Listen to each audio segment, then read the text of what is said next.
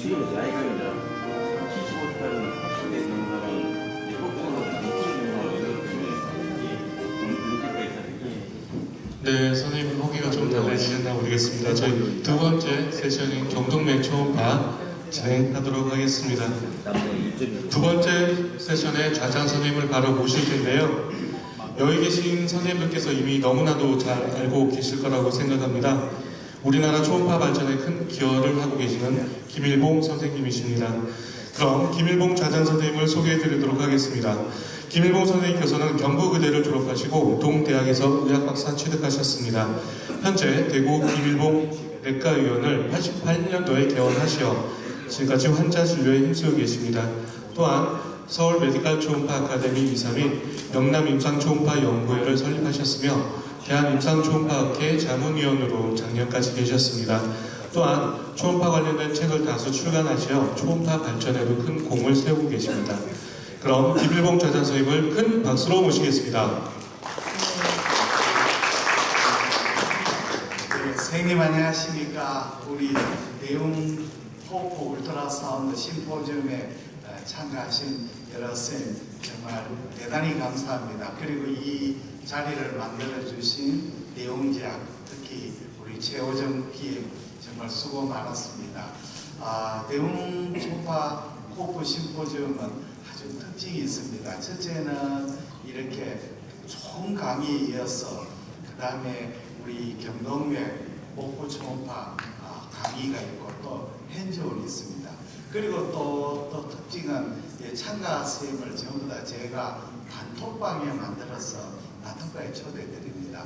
그러면 선생님들은 오늘 내일 일회성으로 강의가 끝나는 것이 아니고 앞으로 계속해서 선생님이 매일 선생님이 제가 강의 자료하고 정리하고 각종 초음파에 관계되는 자료를 매일 보내드립니다. 그리고 선생님 쪽에서 의문이 나거나 궁금한 정리를 또 보내주시면 제가 답을 해드립니다. 그러면 강의 시작하겠습니다. 오늘 강의하실 제목 경동맥 초음파 스캔과 정리해 영내과의원 이민영 원장님을 소개해드리겠습니다. 이민영 원장님은 지금 이제 영내과 원장으로 또 서울 메디컬 초음파 아카데미의 회장으로 계십니다. 한림대학 병원의 의료 내과 전문의를 수료하시고 한림대학 의과대학에서 석사학위 취득하고 남천병원 내과과장을 역임하시고 그리고 대한임상초음파학회의 강의와 핸즈온을 맡았습니다.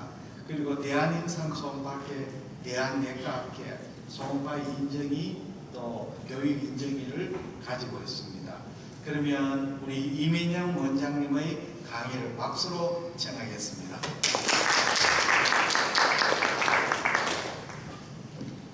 네, 소개 말씀 감사드립니다. 영내과 개원하고 있는 이민영입니다. 이번 시간에는 이제 대웅제약에서 좋은 심포지엄을 만들어 주셔서 경동맥 초음파의 이론과 그 경동맥 초음파를 실제 우리가 봤을 때 그 1차 의료 선생님들께서 어떻게 매니지할지 그것에 대해서 살펴보는 시간을 갖도록 하겠습니다. 제가 경동맥 초음파를 하기 전에는 사실 약 쓰는 거라든지 뭐 일단 좀 이따 추가 설명이 나오겠지만 현재 매니지하는 거하고 초음파 보고 나서의 제가 쓰는 거하고 차이점이 굉장히 많이 생겨요.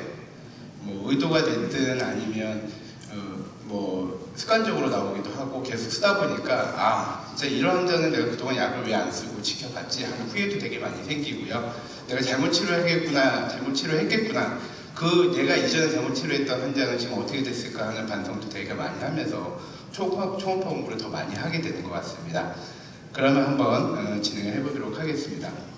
여러분들 모두 아시는 바와 같이 이제 경동맥 초음파는 이렇게 같이해서 올라오는 커먼 카로티드 아터리 양쪽에 있는 사이드에 인터널 카로티드 아터리, 버티블 아터리까지 다 살펴보는 초음파 검사법입니다. 중요한 경동맥 초음파의 인디케이션을 먼저 보면은 일단 신경 증상이 있거나 신경 증상이 없더라 하더라도 서비컬 브로이나 아니면 박동성 있는 메스가 만져질 경우에는 초음파를 봐야 되고요. 페리페라 아토리 디지라든지 코로나리 아토리 디지즈, 에오틱 아치 애너리즘 같이 아테로스클레로틱 디지즈가 있거나 아니면 메이저 카디오바스쿨라 디지즈가 있는 환자의 프리오피오컵이라든지 필요할 경우에 검사할 수 있다고 되어 있습니다. 그러나 실질적으로 선생님들께서 대부분 경두맥 초음파를 보시는 이유는 이제 환자가 원하거나 아니면 이제 건강검진을 목적으로 하시는 분이 제일 많을 거라고 생각됩니다. 그런데 사실 저는 맨 밑에 있는 이 증상이 없는 환자의 초음파 보는 거 굉장히 중요하다고 생각합니다. 일단 사람이 증상이 있거나 그러면 이제 1차 우리의 손을 벗어나고 그런 환자는 많지는 않아요. 근데 가장 중요한 병을 치료하는 것은 아프기 전에 치료하는 게 제일 중요하다고 생각합니다. 그게 이제 증상이 없는 환자의 초음파를 보고 거기에 맞춰서 이제 매니지가 들어가야 되는데 초음파를 봤을 때하고 보지 않았을 때의 차이점은 굉장히 크기 때문에 뒤로 가면서 한번 설명을 드려보도록 하겠습니다. 간단하게 아나토미를 살펴보겠습니다. 여기 하트에서 에오틱 아치로 올라와서 라이트와 레프트가 조금씩 틀린데요. 라이트 같은 경우는 브라키오세팔릭 아터리가 먼저 분지가 되고 거기서 이제 라이트 서큐lar 아터리가 분지되면서 인터널과 익스터널로 분지가 되고 그 뒤에 이제 버테브라 아터리가 이제 라이트 서큐라비 아터리에서 분지가 되고 버테브라 아터리는 베지라 아터리에 연결해서 이제 머리 위에 서클을 형성하고 반대쪽 같은 경우에 왼쪽 같은 경우에는 에오틱 아치에서 바로 커먼 카로티드 아터리가 분지가 되고 올라가서 인터널과 익스터널로 분지되는 양상이고요. 레프트 브라키오 서큐라비 아터리에서 버테브라 아터리가 분지돼서 역시 라이트와 레프트가 만나서 베지라 아터리를 형성하게 됩니다. 그런데 이런 아나토미를 다 봤는데 제가 필요한 것만 지금 설명을 드렸거든요.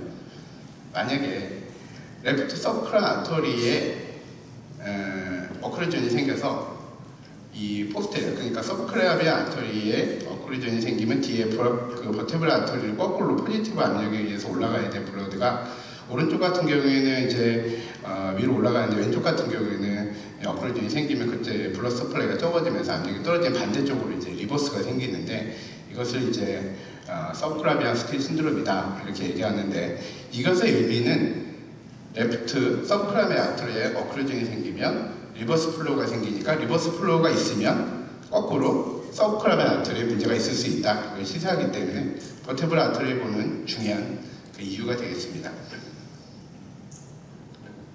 경두맥 초음파를 봐야 되는데 일단 여러 이제 초음파를 볼 때 어떤 걸 봐야 되고 어떤 걸 조심해서 봐야 되는지 한번 살펴보겠습니다. 경두맥 초음파에서 2D 모드가 제일 중요하다고 할 수 있어요. 그 2D 모드에서 이제 커먼 카로티드 아터리, 인터널, 익스터널, 버테브라 아터리 양측을 다 2D 모드에서 다 관찰을 하고 중요한 게 이제 칼라 도플러를 보셔야 됩니다. 칼라 도플러를 보면 이제 실제 우리가 인텍트한 혈관이라고 착각할 수 있는 그런 혈관을 도플러를 보면서 벨로시티까지 측정하면서 이제 우리가 놓칠 수 있는 거를 정확히 볼 수 있고 실제적으로 스테노스가 2D 모드에서 측정한 스테노시스가 정말로 벨로시티에서 그 속도와 스테노시스 레이트와 일치할 만한 속도가 맞아야 진정한 스테노시스가 정확히 평가가 되는 거지 2D 모드에서 스테노시스가 50%라고 50%라고 결정이 되는 것은 아닙니다. 그래서 반드시 칼라 도플러까지 다 보셔야 되고 반드시 롱이시스, 소데치스 다 보셔야 되고 아까 설명 들으신 대로 카로티드 IMT, CIMT를 측정하는 게 중요하고 플락이 있으면 플락이 얼마나 큰지, 어디에 있는지 그 플락의 성상이 어떤지 언스테이블 플락에 해당이 된다면 매니지가 바뀌기 때문에 반드시 그 플락에 대한 정도는 정확히 평가를 하시는 게 중요하다고 할 수 있겠습니다. 그래서 경두맥 초음파를 보는 가장 중요한 세 가지를 보면은 그 세 가지가 이제 IMT와 플락과 스테노시스라고 할 수 있고요. IMT 측정하는 방법은 이제 뒤에서 말씀을 드릴 거고 플락 이 세 가지에 대해서 각각 이제 살펴볼 건데 IMT 같은 경우에는 커먼 커렉티드 아터리가 분지되기 프로시말 방향은 1cm에서 오토 IMT를 측정하는 게 원칙으로 되어 있고 리어홀과 파월이 다 보이는 곳에 파월에서 측정하는 것을 일반적인 걸로 선택을 하고 있습니다. 나이에 따라서 정상 IMT가 좀씩 차이는 있지만 일반적으로 1mm 이상 되면 IMT가 두꺼워져 있다 이렇게 얘기할 수 있고요. 플락은 5mm 이상 그 월에서 올라오면 5mm 이상, 0.5mm 이상 올라오면 플락이라고 명시하고 IMT의 50% 이상이 되거나 아터리 월에서 1.5mm 이상 올라오면 플락이라고 정의를 하고 있습니다.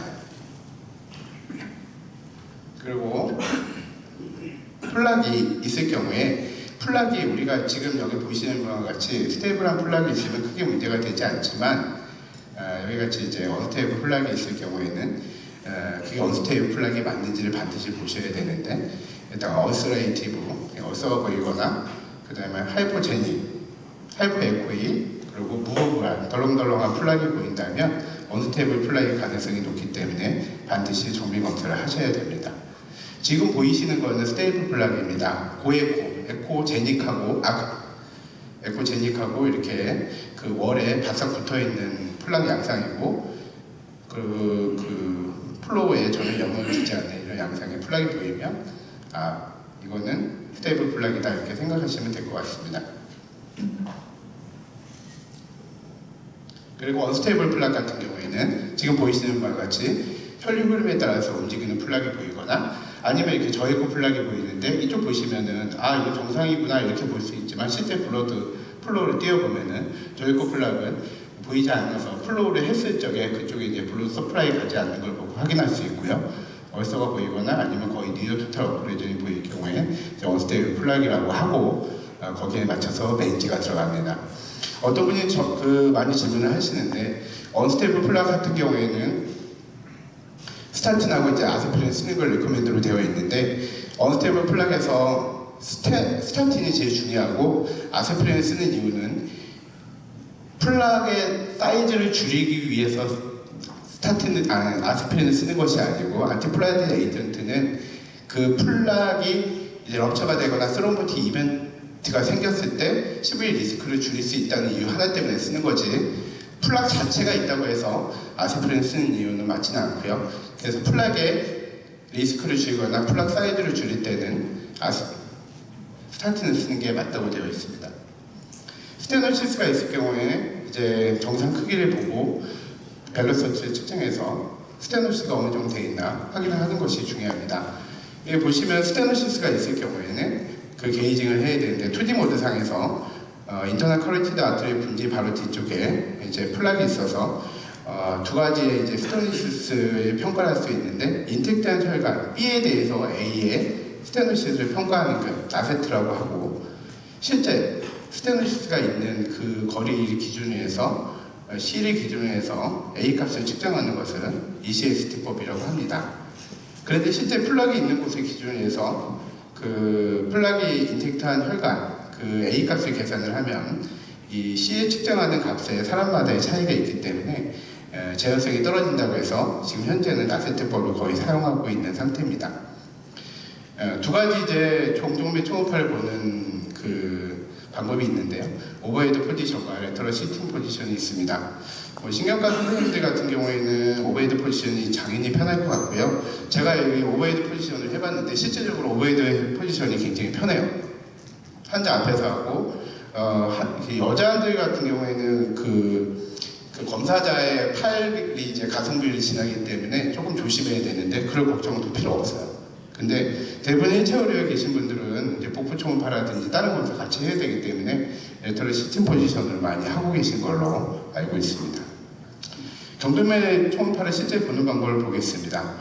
일단 환자의 레터럴 시팅 포지션에서 환자의 보고자 하는 반대편으로 얼굴을 돌린 다음에 하이프런스 조절로 5에서 12메가헤르츠로 검사를 시작합니다.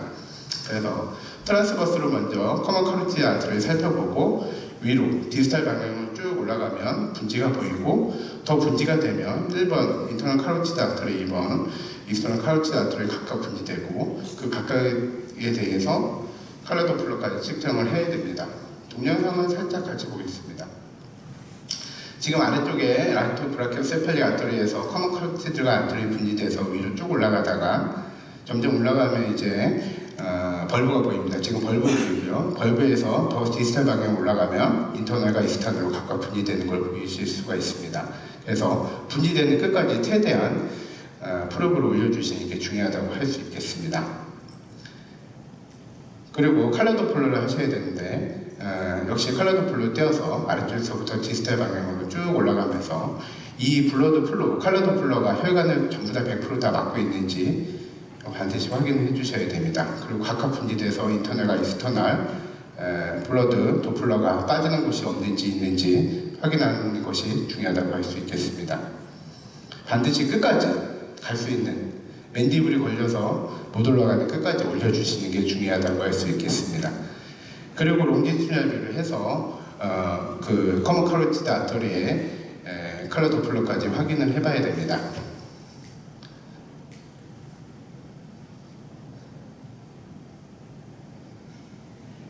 벨로서티를 한번 측정해 보도록 하겠습니다. 그래서 이게 오늘 이따 경dom에 초음파 보실 때 굉장히 중요한 요소인데요. 컬러, 빔의 방향과 샘플 컬러 인디케이터, 플로 인디케이터가 반드시 수평으로 일치를 해야 됩니다. 지금 일치 안 했기 때문에 계속 다시 측정하는 거고, 이 인디케이터 플로 방향과 이 혈관 주행이 평행이 갔을 때 비로소 웨이브 폼이 정상으로 잡힙니다. 거의 비슷하게 갔죠? 이 상태에서 도플러 웨이브 폼을 측정해야 정확한 경dom의 초음파의 벨로시티를 측정했다고 할 수 있겠습니다.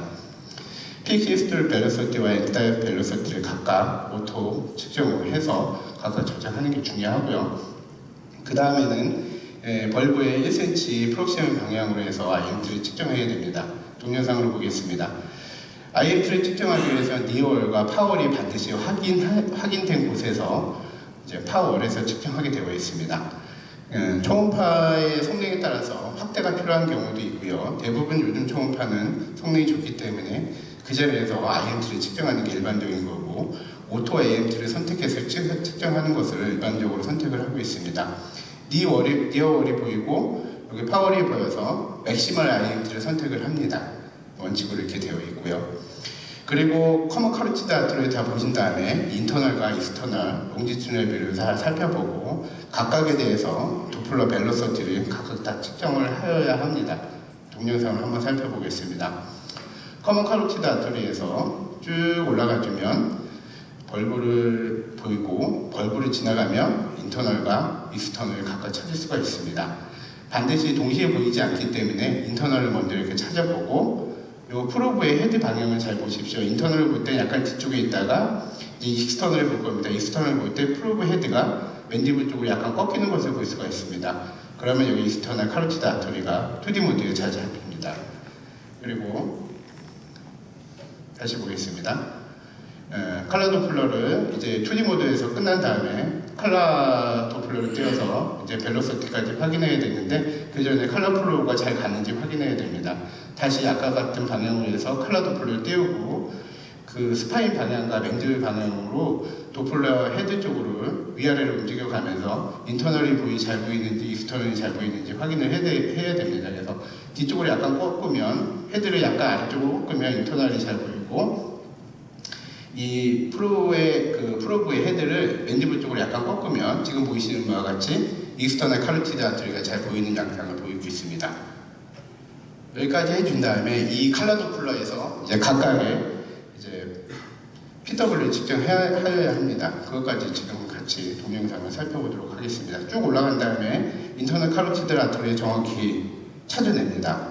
인터널 카로티드 아터리를 찾기 위해서 아까 말씀드린 대로 프로브 헤드를 뒤쪽에 스파인 방향을 약간 꺾어준 다음에 PW를 놓고 거기에 오토 벨로시티를 측정해서 그 값을 이렇게 읽으면 됩니다. PW는 일반적으로 EDV 값이 20 이상을 보여주고 있습니다. 반면에 익스터널 카로티드 아터리는 EDV 값이 20 이하를 보통 보여주고 있는데, 이제 익스터널 카로티드 아터리를 잡아보도록 하겠습니다. 프로브의 그 헤드 방향을 약간 맨디블 방향을 살짝 올려주게 되면 지금 보이시는 바와 같이 익스터널 카로티드 아터리를 잘 찾을 수 있고, 여기서 PW를 놓은 다음에 컬러를 놓고 그 상태에서 PW의 표류 방향과 일치시켜서 놓으면 EDV 값이 나오는데 20 이하로 측정이 되는 것을 볼 수 있겠습니다. 그래서 벨로시티라든지 그 혈관 주행 방향이라든지 웨이브 폼을 보고도 익스터널 카로티드 아터리인지 인터널 카로티드 아터리인지를 각각 다 알 수가 있습니다. 그 다음에 이제 중요한 게 버테블 아터리를 봐야 되는데, 버테블 아터리는 버테블 트랜스버스 프로세스 포라멘을 통과하는 베인과 아터리 2개 있고, 두 혈관 중에서 이제 아래쪽이 이제 버테블 아터리가 됩니다. 버테브라 아토리는 이제 블러드 그 방향이 이제 붉은색으로 위쪽으로 올라가는 방향의 벨로서티를 아래쪽에서 착인할 수 있고 반드시 PW 해서 웨이브 폼이 포지티브 방향으로 올라가는 것을 확인을 해야 됩니다.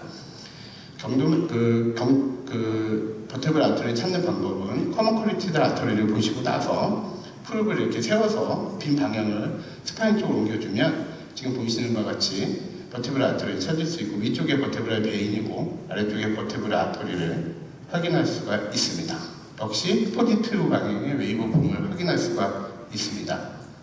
이전에 이제 보식적인 이전 초음파에서는 버테브라 아토리를 찾기 힘들다는 내용이 많이 나와 있지만 현재 초음파 기술이 많이 발달되어 있기 때문에 버테브라 아토리를 찾는 것은 그렇게 어렵지 않고 대부분의 환자에서 다 찾을 수 있다고 되어 있습니다.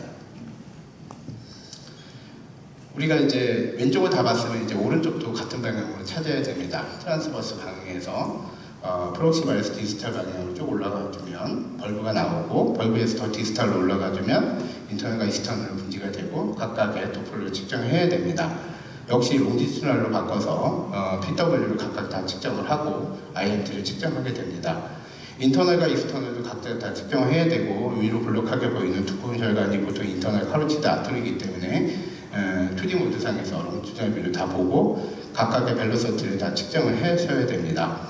위로 볼록하게 남은 인터널 카로티드 아토리의 ADV 값은 보통 20 이상으로 25 정도로 측정이 되었고 그리고 아래로 오목한 익스터널 카로티드 아토리는 EDV 값이 14 정도로 이게 익스터널 카로티드 아토리구나 라고 확인할 수가 있습니다. 버테브라 아토리도 아까 말씀드린 대로 두 개의 버테브라 베인과 아토리가 있고 아래쪽에 두껍게 지나가는 버테브라 아토리를 확인할 수 있고 PW를 반드시 측정해서 붉은 방향으로 방향이 맞는지 만약에 아래쪽의 혈관이 푸른색으로 멀어진다면 아래쪽으로 흘러가는 블러드 베슬이기 때문에 이거는 리버스가 보여서 서브클라비안 스틸 신드롬이 있지 않을까 의심을 해줘야 될 점입니다. 그래서 지금까지 경동맥 초음파 여러 양쪽을 다 봤는데 이 페이퍼 한 장을 만들기 위해서 열심히 본 겁니다. IMT가 있으면 스크니스가 얼마큼 되는지 보통 1mm 이하가 돼야 되는데 1mm가 넘는지 그러면 스타트는 시작을 해야 되는지 확인을 할 수가 있고 플락이 있다면 플락이 언스테이블 플락인지 스테이블 플락인지 언스테이블 플락이라면 반드시 스롬보틱 이벤트 럭처가 생길 위험성이 있기 때문에 안티플라트 에이전트를 고려를 해줘야 되고 그리고 50% 이상의 플락이 있다면 플락 사이즈를 줄이기 위해서 스타틴 치료가 필요할 수 있다고 되어 있기 때문에 반드시 50%가 이상이 되는지 확인을 해줘야 됩니다. 벨로서티는 플락이 있어서 플락의 스테노시스가 퍼센테이지가 벨로서티에 합당하게 부합이 되는지 확인하기 위해서 반드시 벨로서티를 각각 다 측정을 해줘야 되고 버테브라 아토리 같은 경우에는 서브클라비 스틸 신드롬이 있지 않을까 확인해 보셔야 되기 때문에 버테브라 아토리에 대한 벨로서티도 웨이브 폼도 반드시 확인을 해 주셔야 됩니다. 그럼 실제적으로 이런 경우도 있습니다. 여기 보시면 우리 경동맥 초음파 보시면 커먼 카로티드 아토리에서 위로 볼록하게 올라오는 혈관이 보이고요. 그럼 인터널 카로티드 아토리인가 잘 봐야 되는데 혈관이 아래로 쑥 내려가지 않고 수평으로 올라가다 위로 올라가거든요. 그리고 EDV 값이 8 정도 나오면 이건 웨이브 폼이 그리고 시스템 벨로시티 93을 굉장히 높은데 EDV 값은 거의 혈류 흐름이 없기 때문에 이럴 경우 이스터널 카로티드 아토리다 이렇게 생각하셔야 됩니다. 위에 있고 위로 볼록하다고 해서 다 인터널 카로티드가 아니고 웨이브 폼이라든지 벨로서티라든지 이런 것을 모두 보면서 같이 생각을 해야 됩니다. 그리고 여러분들이 가장 실수하는 것이 뭐냐면 여기 이제 붉은색으로 혈관 주행을 보여주고 있는데 거기에 노란색으로 플로우 인디케이터가 나오는데 이 플로우 인디케이터는 반드시 혈관 주행과 수평이 돼야 됩니다. 수평이 되지 않으면 실제적으로 혈관 주행하고 우리가 측정하고 있는 초음파 벨로서티와 각이 맞지가 않기 때문에 우리가 세팅압하고 H가 된 혈류 측정이 되지 않아서 벨로서티하고 웨이브 폼을 인정받을 수가 없습니다. 그래서 여기 보시면 인디케이터의 수평 방향과 반드시 혈류 방향 수평으로 맞춰 주셔야 되고 이쪽 커먼 카로티드 아토리 같은 경우에도 플로우 인디케이터와 혈관 주행과 반드시 일치시켜 주셔야 세팅값 60도가 지금 정확하게 측정되었다고 할 수 있겠습니다. 인터널 카로티드 아터리 여기 인터널 카로티드 아터리 같은 경우 벌브를 지나서 가능한 한 디스탈까지 가서 디스탈의 혈관 주행과 평행하게 측정을 해주시는 게 맞습니다. 여기 보시면 PSV 59가 나왔고 EDV 값이 32이기 때문에 인터널이라고 확인할 수가 있습니다. 그리고 여러분들이 가장 보실 때 이제 경동맥이 있으면 SCM 머슬 방향으로 접근하는 미들 어프레치와 앞쪽 SCM 앞쪽에서 접근하는 엔테리어 어프레치, 그리고 SCM 뒤에서 접근하는 포스테리어 어프레치가 있는데 실제적으로 엔테리어 어프레치를 하기가 좀 쉽긴 한데 앞쪽에서 접근하면 맨디블에 딱 걸려가지고 더 디스탈로 가지 못합니다. 그래서 보통은 이제 초음파를 많이 보시는 분들은 여기 보시는 바와 같이 인터널까지 보셔야 되기 때문에 SCM 뒤쪽에서 쭉 올라가서 귀 뒤쪽으로 넘어가는 방향으로 해서 포스테리어 어프로치 하는 게 조금 더 시간을 절약하고 정확한 혈관을 보실 수 있을 거라고 생각이 됩니다. 그리고 버테브라 아트리 보는 방법은 커먼 카로티드 아트리 보시고 플로브를 오른쪽으로 이렇게 세우게 되면 초음파 빔이 목 뒤쪽에 버테브라 쪽으로 지나가기 때문에 버테브라 아트리를 손쉽게 이제 확인할 수가 있게 됩니다. 그리고 인터널과 익스터널 각각 이제 분리돼 찾는 게 이제 어렵다고 말씀하시는 분이 많으신데요. 커먼 카로티드 아트리에서 쭉 올라와서 아까 동영상에서 보셨듯이 프록시말에 해당되는 플로브는 그대로 두시고 디스탈에 해당하는 그 머리 부분을 목 뒤쪽, 그러니까 이 스파인 방향, 목 뒤쪽으로 이렇게 두면은 인터널이 보이고 이 헤드만 살짝 맨디블 방향으로 이렇게 이쪽에서 이렇게 돌려주기 10도, 20도 정도 아주 적은 각도거든요. 이건 좀 과장돼서 표현한 그림이고 그렇게 되면 익스터널 카로티드 아터리도 쉽게 찾을 수가 있습니다. 오른쪽, 왼쪽 다 공이 마찬가지입니다. 그래서 인터널 카로티드 아트리 보시면 커먼 카로티드 아트리 나와서 벌브를 지나서 디스탈까지 최대한 쭉 진행해서 수평 방향으로 플로 인디케이터를 잘 맞추게 주시게 되면 PSV 100이 나오고 EDV 값이 32로 이제 측정이 된 상태고 웨이브폼도 픽 시스템 벨로시티에서 천천히 떨어지는 로우 레지스턴트 웨이브폼을 보여주고 있습니다. 이에 반해서 ECA는 그 아래쪽에 벨리서티를 측정하고 있는데요. 픽시스트로 벨리서티 46 EDV 값이 6으로 이 아래쪽에 다이아스트로 벨리서티에 있던 혈류 공급이 굉장히 적게 가기 때문에 갑자기 훅 이렇게 웨이브 폼이 떨어지는 양상을 보여주고 있는데 이것을 두고 하이 레지스턴스 웨이브 폼이다 이렇게 합니다. 그래서 인터널 카로티드 아터리와 익스터널 카로티드 아터리는 위치라든지 크기라든지 웨이브 폼이라든지 벨리서티 모든 것을 다 보고 확인을 해야 나중에 오류가 생길 수 있지 않기 때문에 한꺼번에 다 보는 습관을 기르는 것이 중요합니다. 그럼 이렇게 열심히 측정한 경동맥 초음파가 실제적으로 어떻게 측정되는지 한번 보겠습니다. 이 표는 이제 어떤 법칙에 의해서 나온 것은 아니고 실험을 많이 하다 보니까 50% 정도 막혔을 때는 벨로시티가 한 125에서 230cm/s 정도 나오고 플락이 50% 정도 있고 CCAB 대 RCA가 한 2에서 4 정도 나오더라. 이 비율에 맞춰서 각각 이제 실험을 통해서 나온 거고요. 근데 보통 50% 이상은 스터디에서 이제 스럼버티 이벤트라든지 이제 아웃컴을 좋게 해주기 위해서 스타틴을 사용하여 플락이라든지 스테노시스를 줄여주는 게 좋다 이렇게 다 나와 있기 때문에 50% 이상이 되면 스타틴, 스라페 인디케이션이 되는 걸 할 수 있습니다. 그럼 실제적으로 이제 케이스를 하나씩 보겠습니다.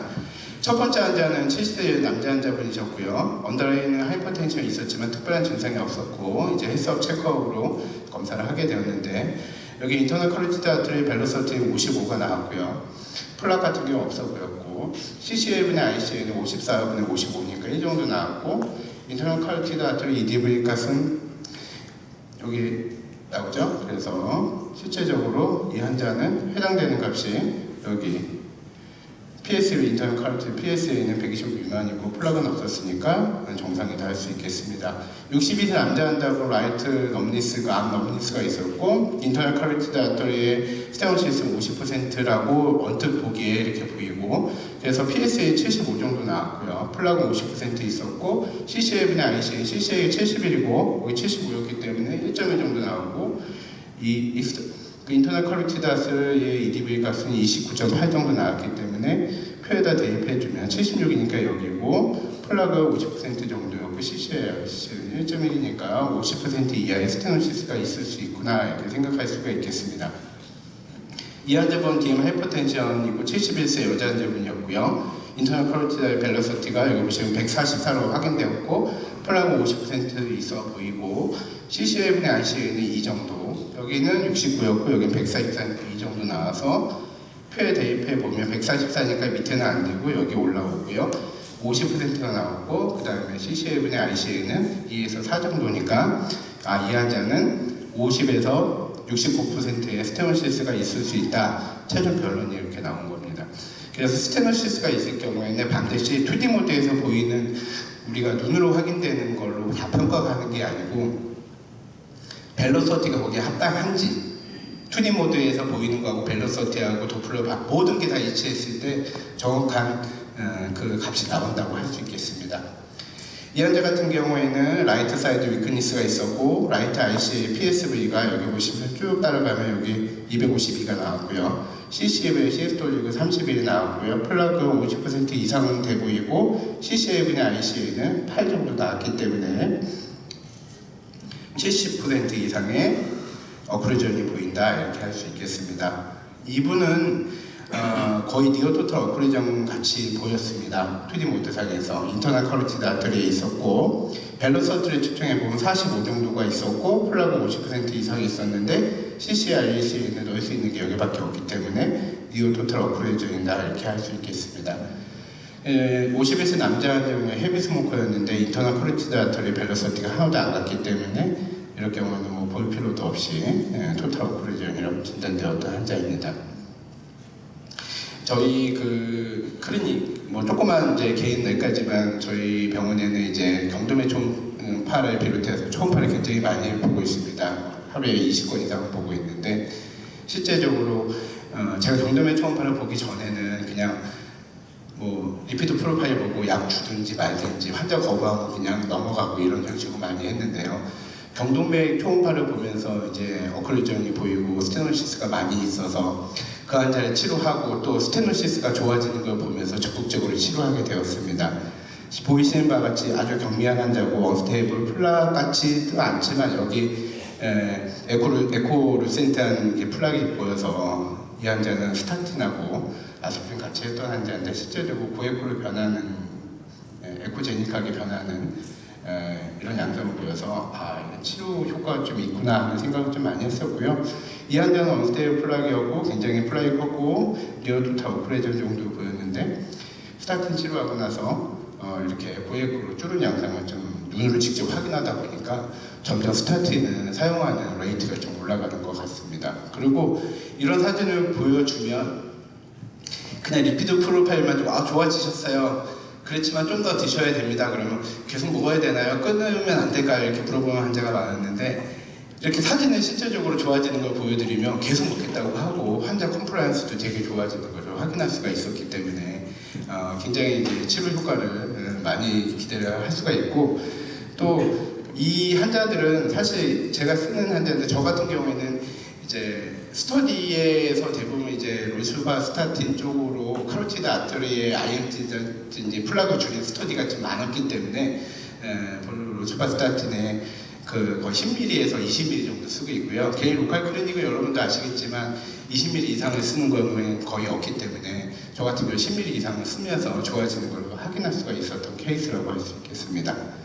가이드라인도 경동맥 초음파는 지금은 아직은 전면 보험급여가 되고 있지 않지만 증상을 갖고 있는 경동맥 초음파에 스테노시스가 있으면 보험급여가 되기 때문에 보험으로 초음파를 보실 수도 있고 아마 내년이나 후년쯤이면 완전히 풀릴 가능성이 높아져 있습니다. 그리고 ADL 레벨을 100 이하로 맞춰야 된다고 가이드라인이 되어 있기 때문에 여러분들께서 초음파를 보시는 데에는 충분한 타당한 근거가 있지 않을까 생각이 됩니다.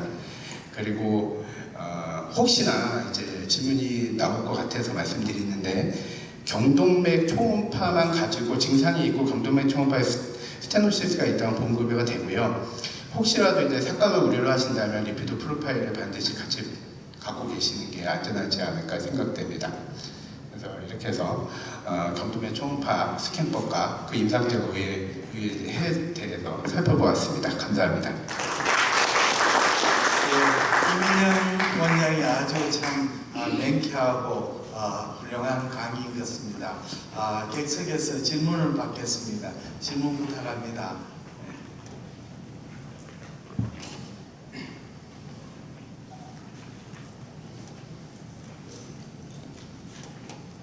경동맥 초음파 굉장히 검사가 막 심플하고 또 초음파 기계가 그렇게 고가 아니라도 잘 할 수가 있습니다. 그리고 수가가 굉장히 높게 책정이 되어 있습니다. 아마 내년이나 그 후에 보험이 될 것 같습니다. 그럼 보험 되기 전이라도 환자들한테 적극적으로 권유하시면 환자들이 대부분 경동맥 초음파에 거부감이 없습니다. 그래서 많이 하시는 게 좋을 것 같습니다. 질문 없으면 그러면 실습할 때 선생님들한테 질문하면 좋을 것 같습니다. 그러면 여기서 다음 마치겠습니다. 네네네. 좋은 강의 주신 이민영 원장님, 그리고 또 또한 이끌어주신 김일봉 장사님께 다시 한번 큰 박수 부탁드리겠습니다. 네, 선생님 이제 장소를 옮겨서 바로 그 등록데스크 바로 우측에 있는 카라홀이라고 저희가 행정 세미나 공간을 따로 만들어 놨습니다. 이제 그쪽으로